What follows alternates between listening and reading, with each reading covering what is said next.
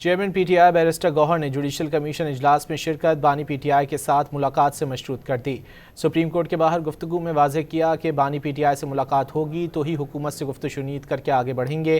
Barrister Gauhar ने नवी सुनाई कि सेनेट में अपोजिशन लीडर का नोटिफिकेशन आज या कल जारी हो जाएगा।